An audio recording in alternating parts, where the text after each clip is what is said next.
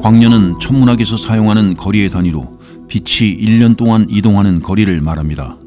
빛의 속도는 초당 약 29만 9,792km로 굉장히 빠릅니다. 율리우스년, 즉 1년은 365.251, 8,766시간 또는 52만 5,960분입니다. 이렇게 계산하면 1광년은 9조 4,607억 3,047만 2,580km입니다. 이 거리는 약 63,241.1 AU에 해당하며 0.306601 파섹입니다. 여기서 파섹이란 천문학에서 중요한 거리 단위로 특히 가까운 별까지의 거리를 계산할 때 사용됩니다. 파섹이라는 명칭은 Parallax of 1 arcsecond의 줄임말로 이는 지구에서 6개월 간격으로 관측했을 때 별의 연주 시차가 1초각인 거리를 의미합니다. 파섹의 정의는 삼각시차 방법에 기초를 두고 있습니다. 삼각시차는 지구의 궤도를 이용하여 별의 위치가 변하는 것을 관측함으로써 별까지의 거리를 측정하는 방법입니다. 이 방법은 지구와 태양 주위를 공전하는 것을 기반으로 하며 별의 위치가 변하는 정도를 측정하여 별까지의 거리를 계산합니다. 2015년에 파섹의 정의는 좀 더 명확하게 제정이 되었습니다. 1파섹은 정확히 8분의 64만 8천 AU로 정의됩니다. 이는 대략 3.26156 광년, 약 20만 6,265 AU, 약 30조 9천억 킬로미터 또는 약 3.08567758 곱하기 10의 16승 미터에 해당합니다. 광년 단위는 우주에서 별까지의 거리를 재는데 아주 유용한데, 예를 들어 지구에서 가장 가까운 별인 프록시마 센타우리까지의 거리는 4.25 광년이고 이는 1.3파섹에 해당합니다. 광년 이외에도 광초, 광분, 광일과 같은 단위들도 있습니다. 이는 좀 더 가까운 거리를 재는 데 사용되는데, 예를 들어 지구에서 태양까지의 거리는 1AU, 이는 1억 4,959만 7,870km에 해당합니다. 빛이 이 거리를 이동하는 데에는 약 499초, 약 8.3광분이 걸립니다. 또한 지구에서 달까지의 평균 거리는 약 38만 km로 이는 약 1.3광초 만에 도달할 수 있는 거리입니다. 광년이라는 단위의 역사는 비교적 짧지만 천문학에서는 중요한 용어입니다. 1838년 독일의 천문학자 베셀이 이 연주 시차를 처음 측정했을 때 천문학자들이 사용하던 가장 긴 거리 단위는 AU였습니다. 베셀이 측정한 100조짜리 6일별의 거리는 66만 AU로 이는 당시 상상할 수 있는 엄청난 거리였습니다. 베셀은 이 거리를 빛이 10.3년 동안 여행해야 도달할 수 있는 거리로 설명했지만 당시 빛의 속도가 정확히 알려지지 않았고 물리상수로서 인정받지 못한 시기였기 때문에 광년을 거리 단위로 사용하는 데 주저했습니다. 또한 그조차도 광년 단위를 사용하면 자신의 관측 결과의 정밀도가 훼손될 것이라고 생각했습니다. 1851년 독일의 대중 천문 잡지에서는 년이라는 시간 단위를 기반으로 하는 거리 단위에 대해 처음으로 언급했습니다. 1868년에는 영국에서 이 독일의 거리 단위를 이상하게 여겼으며 천문학자 에딩턴은 광년을 편리하지 않고 중요하지 않은 단위로 비판했습니다. 하지만 우리가 알고 있는 우주의 규모가 매우 크기 때문에 AU보다 더 큰 단위가 필요했고 결국 광년과 파섹이 널리 사용되기 시작했습니다. 오늘날에도 천문학자들은 광년보다는 파섹을 선호하는 경향이 있으며 킬로파섹이나 메가파섹과 같은 단위는 자주 사용되지만 킬로광년이나 메가광년 같은 단위는 그렇게 흔하지 않습니다. 우주를 관찰할 때 우리는 과거를 보고 있는 것과 같습니다. 이는 빛이 유한한 속도로 이동하기 때문입니다. 예를 들어 지구에서 1광년 떨어진 은하를 오늘 본다면 그것은 실제로 그 은하에서 1년 전에 출발한 빛을 보는 것입니다. 마찬가지로 우리가 지금 이 순간 보는 달은 1.255초 전의 모습이며 태양은 약 499초 전의 모습입니다. 따라서 지구에서 멀리 떨어진 천체를 관찰하면 더 오래전의 우주를 보는 것입니다. 예를 들어 적색이동이 매우 큰 은하인 UDFI 38135539의 경우 그 빛이 지구에 도달하는 데에는 약 131억 년이 걸립니다. 이 은하를 오늘 관측한다면 우리는 사실상 131억 년 전, 즉 우주 대폭발 이후 약 7억 년이 지난 시점의 모습을 보고 있는 것입니다. 이처럼 멀리 있는 은하를 연구함으로써 우주가 아주 젊었을 때의 환경을 이해할 수 있게 됩니다. 우주 관측은 단순히 멀리 있는 천체를 보는 것이 아니라 시간을 거슬러 올라가 우주의 초기 상태를 연구하는 과정이라고 할 수 있습니다.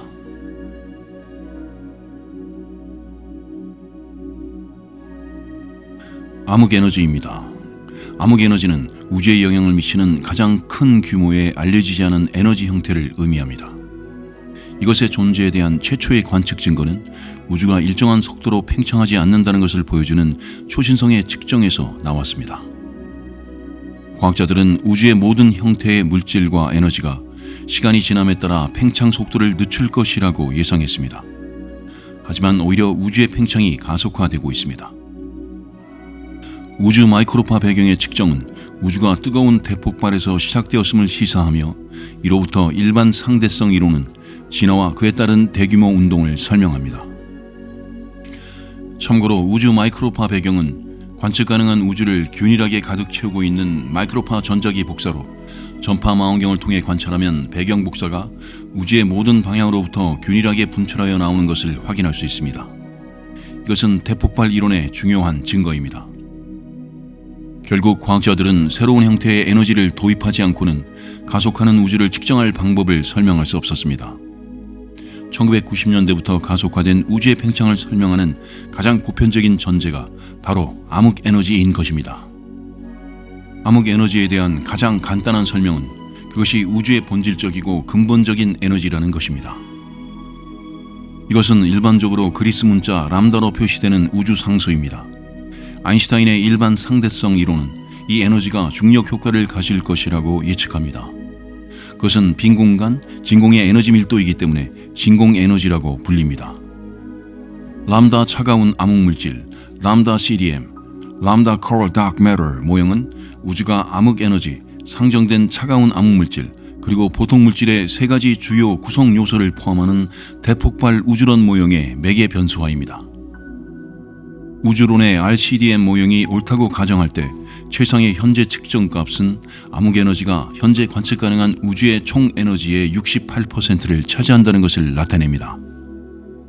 암흑물질과 일반 중입자 물질의 질량 에너지는 각각 26%, 5%를 기여하며 중성미자와 광자처럼 다른 구성 요소는 매우 적은 양을 차지합니다. 암흑에너지의 밀도는 은하의 일반 물질이나 암흑물질의 밀도보다도 훨씬 작습니다. 하지만 암흑에너지는 공간 전체에 걸쳐 균일하게 나타나기 때문에 우주의 질량인 에너지 함량을 지배하는 것입니다.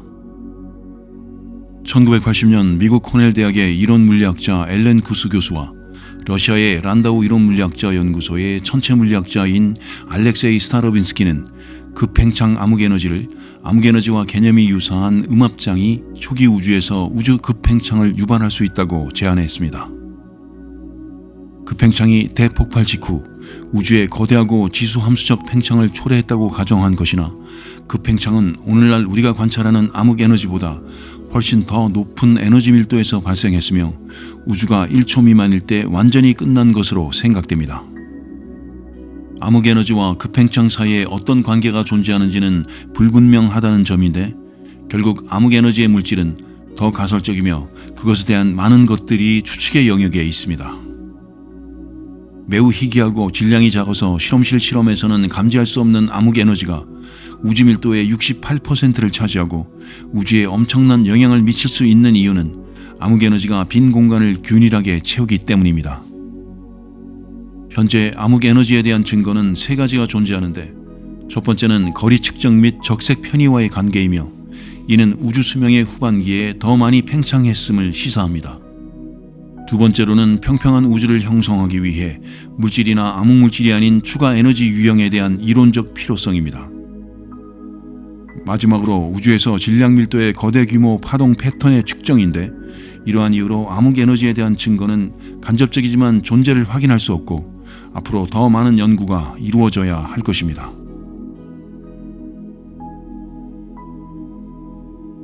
다음은 우주 열죽음입니다. 우주 열죽음이란 우주가 마치 배터리가 다 된 것처럼 더 이상 에너지를 사용할 수 없는 상태가 되는 것을 말합니다. 이때 우주는 최대한 섞여 있어서 더 이상 아무런 일도 일어나지 않게 됩니다. 마치 모든 것이 멈춘 듯한 상태입니다. 간단히 말해서 우주가 계속 커지면서 별들은 점점 사라지고 마지막 별이 꺼진 후에는 중성자별, 백색 외성, 블랙홀만 남게 됩니다. 블랙홀도 결국은 사라지고 모든 입자와 에너지는 우주 곳곳에 흩어져서 거의 없어지는 것처럼 됩니다. 그렇게 되면 우주는 죽은 것과 같은 상태가 되는데 이를 열죽음이라고 부릅니다. 이 개념은 1850년대 영국의 수리 물리학자이자 공학자인 윌리엄 톰슨이 처음 생각해낸 것으로 우주가 영원히 팽창하면서 결국 모든 것이 멈추고 아무것도 일어나지 않는 마지막 상태를 상상한 것입니다. 프랑스의 천문학자 바이는 1777년 모든 전체가 내부 여론을 가지고 있으며 시간이 흐르면서 점차 식어 평형 상태에 이르고 마침내 모든 운동을 멈출 것이라고 주장했습니다. 톰슨은 1852년 열역학 제2법칙을 근거로 천체의 모든 역학적 에너지가 결국 엔트로피로 전환되어 운동이 멈출 것이라고 제안했습니다. 그는 이 개념을 발전시켜 1862년 태양의 열 활동에 대한 논문을 발표했으며 일부 학자들은 이를 우주 전체의 열죽음으로 해석했습니다. 현대 우주론에 따르면 우주의 온도는 우주의 척도 인재에 반비례하며 지속적인 팽창으로 인해 0에 접근하게 됩니다. 이는 우주가 열죽음 상태로 가는 길을 의미할 수 있습니다. 현재 우주는 열적 평형 상태가 아닌 비균질한 구조를 보이고 있습니다. 즉, 다양한 우주 구조가 존재하며 열적 평형에 도달하지 않았습니다. 우주 열죽음 이론은 우주의 궁극적인 문명에 대한 현재의 이해를 반영하며 우주의 복잡한 동역학과 열역학적 특성을 탐구하는 데 중요한 역할을 합니다. 이러한 이론의 발전은 우주론에서 계속 진행 중이며 아직 확실한 결론에 이르지는 못했습니다. 현대 우주론에서의 열죽음 개념은 우주가 지속적으로 팽창함에 따라 최종적으로 열역학적 평형 상태에 도달할 것이라는 이론을 중심으로 전개됩니다. 우주가 계속해서 팽창함에 따라 먼 미래에는 온도가 점점 0에 가까워지고 이에 따라 우주 전체가 열죽음에 이를 가능성이 있습니다. 현재 우주는 여전히 비균질한 구조를 보이고 있지만 약 10의 12승년 후에는 우주적 사건 지평선 바깥으로 천체가 넘어가 상호작용을 할 수 없게 됩니다.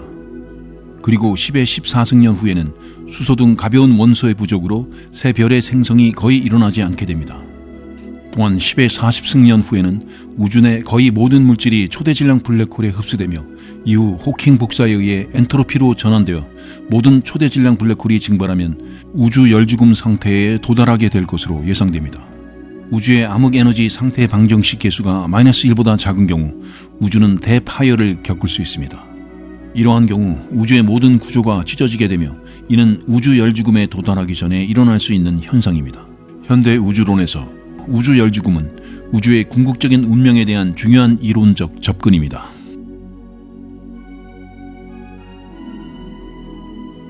다음은 태양의 광구입니다. 광구는 천체의 중요한 부분으로 우리가 보는 별의 가장 외부층이라 할 수 있습니다. 그러나 가장 외부라는 표현은 조금 모호할 수 있는데 그 이유는 실제로 별들은 고체의 표면을 갖고 있지 않기 때문입니다. 그 대신 별들은 주로 수소와 헬륨으로 이루어진 매우 뜨거운 가스의 대량체입니다. 광구는 별에서 광학적 깊이, 즉 광심이 1이 되는 지점을 나타냅니다. 이 광학적 깊이가 1이라는 개념은 빛이나 광자가 그 지점을 통과하게 되면 그 이상으로 깊숙이 투과하지 못하게 되는 지점을 의미합니다. 비유하자면 여러 겹의 엷은 베일을 겹치게 되면 안쪽 내용물이 점점 불분명해지고 결국에는 내부가 보이지 않게 되는 것과 유사하다고 할 수 있습니다. 이렇게 광구는 빛이나 광자가 더 이상 투명하게 통과할 수 없는 별의 가시적 표면이라고 간주됩니다.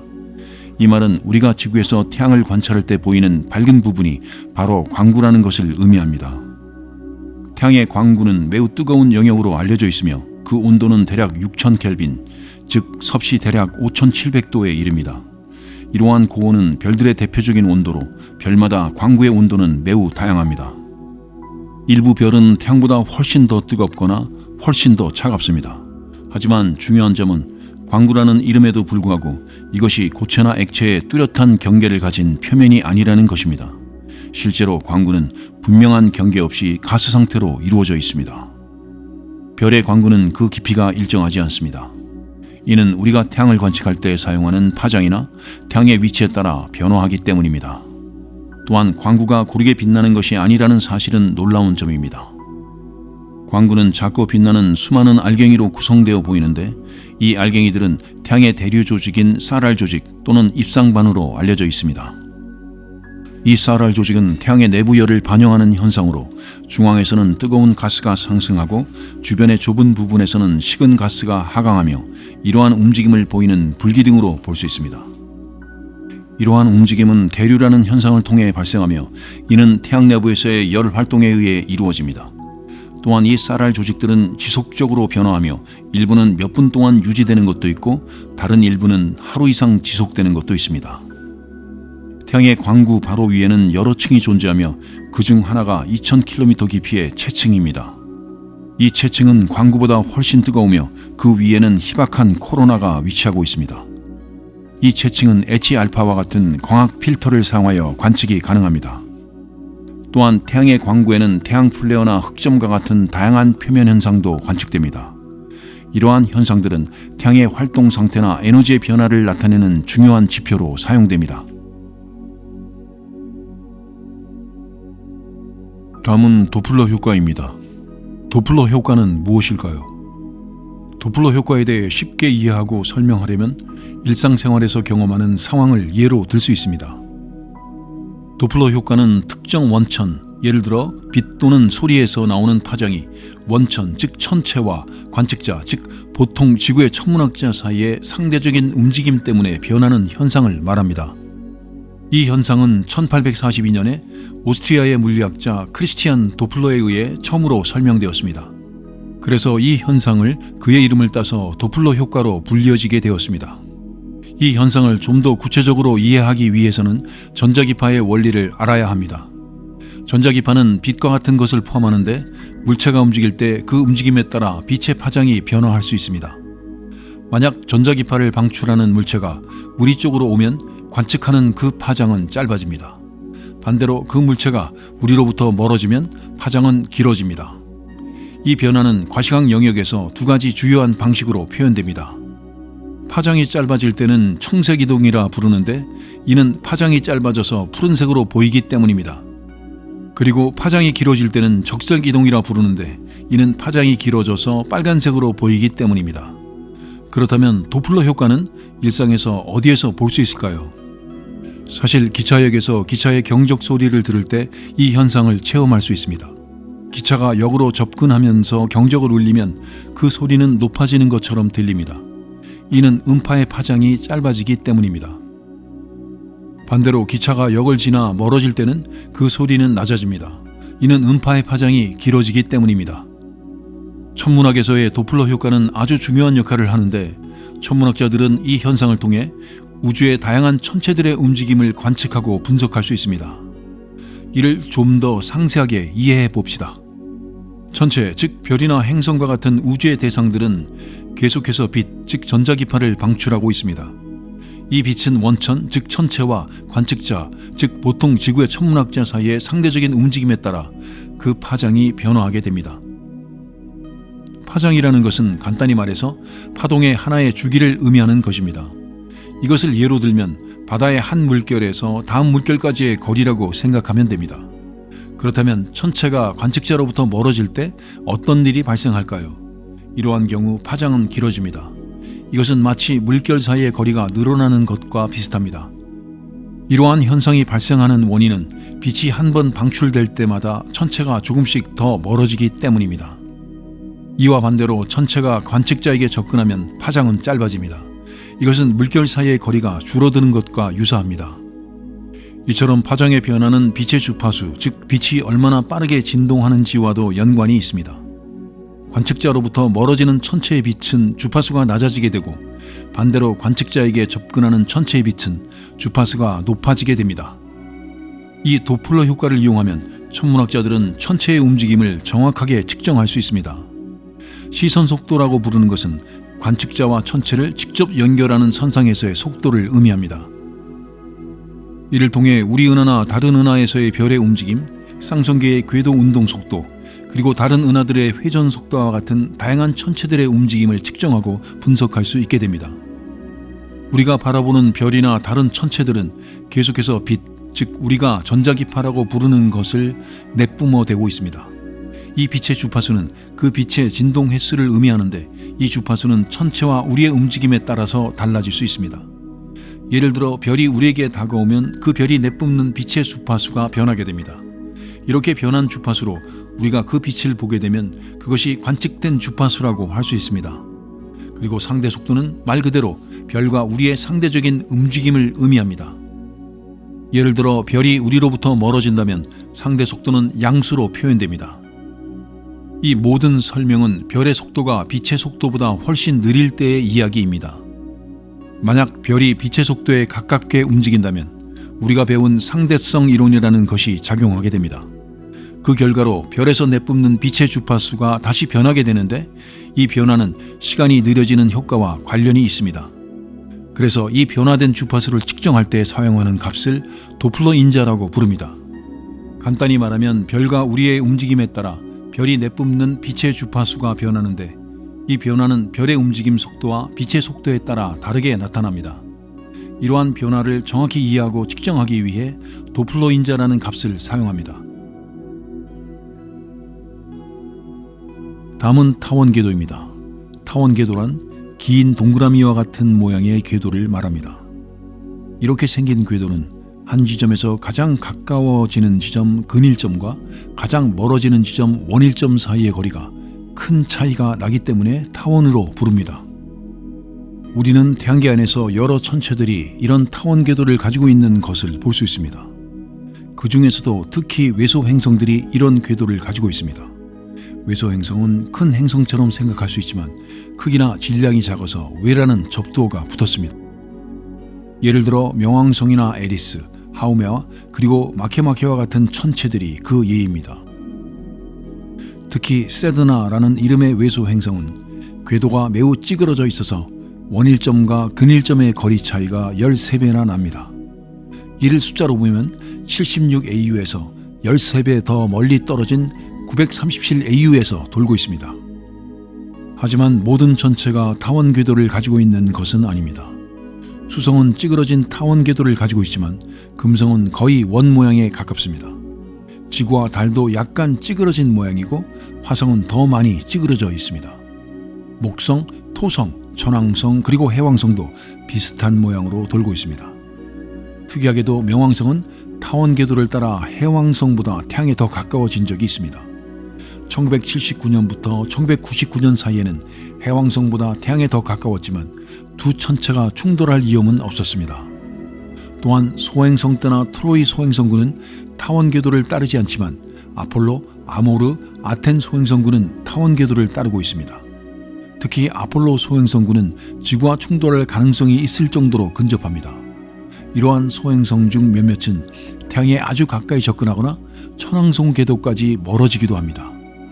결론적으로 태양계 내의 많은 천체들, 특히 행성의 위성들은 대부분 타원 궤도를 따라 돌고 있습니다. 이런 궤도의 특성은 각 천체의 발생 과정, 질량, 주변 환경 등 여러 요인에 의해 결정됩니다.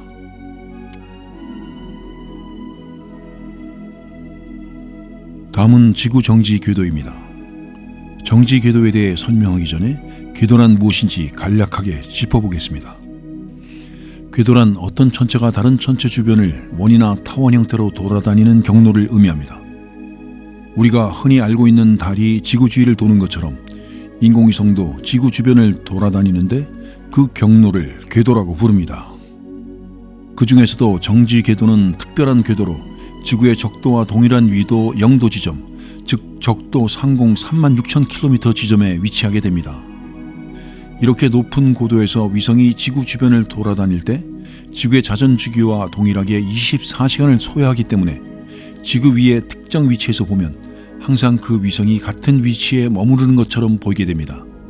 이를 정지해 있다고 보기 때문에 정지 궤도라는 이름이 붙게 되었습니다. 이 정지 궤도는 지구 동기 궤도 GSO, Geosynchronous Orbit라는 더 큰 범주 안에 포함되는 특별한 경우입니다. 지구 동기 궤도란 위성이 지구 주변을 한 바퀴 도는데 정확히 24시간이 걸리는 궤도를 말합니다. 그러나 모든 지구 동기 궤도가 정지 궤도는 아닙니다. 정지 궤도는 그 중에서도 항상 위도 0도, 즉 적도 위에서만 도는 특별한 궤도를 의미합니다. 정지 궤도의 중요한 특징 중 하나는 통신과 방송 위성에 있어서 막대한 이점이 있다는 것입니다. 왜냐하면 이 궤도에 있는 위성은 지구의 한 지점 위에 항상 정지해 있는 것처럼 보이기 때문에 그 지점에 있는 수신 장치와 계속 안정적으로 통신할 수 있기 때문입니다. 이러한 통신을 위한 정지 위성의 개념은 1928년 오스트리아 우주비행 연구자 허만 포토치니크가 처음으로 제시한 것이 기록되었습니다. 그 후 1945년에는 과학소설 작가인 영국의 아서 C 클라크가 정지 궤도를 통신위성의 궤도로 사용하는 것이 유용하다는 논문을 발표했습니다. 이 논문이 발표된 후 이 궤도 개념은 대중에게 널리 알려지게 되었고 그의 이름을 따서 클라크 궤도로도 불리게 되었습니다. 그리고 클라크 벨트라는 용어도 있는데 이는 정지 위성 궤도 주변의 우주 공간, 특히 해수면 위로부터 대략 35,786km 상공에 위치하는 공간을 의미합니다. 이 지역에는 다수의 통신 위성들이 위치해 있어서 그림자처럼 그 벨트를 형성하는 듯한 모습을 보이기 때문에 이러한 이름이 붙여진 것으로 해석됩니다. 이러한 궤도들의 개념과 역사는 지구의 통신 기술 발전과 함께 중요한 역할을 해왔습니다. 특히 정지 궤도는 안정적인 위성 통신의 핵심 요소로 작용하여 현대 사회의 많은 통신 기술과 서비스를 가능하게 해주었습니다. 다음은 정지 궤도 위성입니다. 정지 궤도 위성은 지구 주변을 돌면서 특정 지점 위에 항상 위치해 있는 것처럼 보이는 위성을 말합니다. 이런 위성은 주로 통신이나 방송을 위해 사용됩니다. 이러한 정지 궤도 위성을 지상에서 발사하면 바로 원하는 위치에 도달하는 것이 아닙니다. 먼저 정지 천위 궤도 GTO, Geosynchronous Transfer Orbit라는 특별한 궤도에 들어갑니다. 천이란 이동을 의미하는데 이 궤도는 위성을 원하는 최종 궤도로 옮겨놓기 위한 중간 단계의 궤도입니다. 정지 천위 궤도는 타원 궤도로 지구에 가장 가까운 근지점이 1352km, 가장 먼 원지점이 35,786km에 위치합니다. 위성이 이 타원 궤도의 원지점에 도달하면 추가로 로켓 모터를 작동시켜 궤도를 원형으로 만듭니다. 이렇게 변화된 원형의 궤도를 표류 궤도라고 부릅니다. 표류 궤도에 들어간 후에는 위성이 원하는 경도상, 즉 지구 위의 정확한 위치로 이동하게 됩니다. 위성은 Satellite Keeping Window라는 특정한 영역 안에서만 운용됩니다. 이 영역은 75만 7,535km의 크기를 가지고 있습니다. 하지만 모든 위성이 영구히 그 자리에 머무르지는 않습니다. 위성의 서비스 수명이 끝나가면 다른 위성이나 발사체와 충돌하는 것을 방지하기 위해 궤도를 변경하거나 폐기 조치를 합니다. 특히 서비스 종료 약 6주 전에는 위성을 150km 더 높은 궤도로 옮겨 폐기 처리합니다. 정지 궤도 위성이 커버할 수 있는 지구 표면의 범위에는 한계가 있습니다. 세계의 정지 궤도 위성만으로도 지구의 대부분을 커버할 수 있지만 위도 81도 이상의 극지역에서는 위성의 신호를 받을 수 없습니다. 왜냐하면 그 지역에서는 위성이 지평선 아래로 보이기 때문에 신호 송수신이 불가능하기 때문입니다.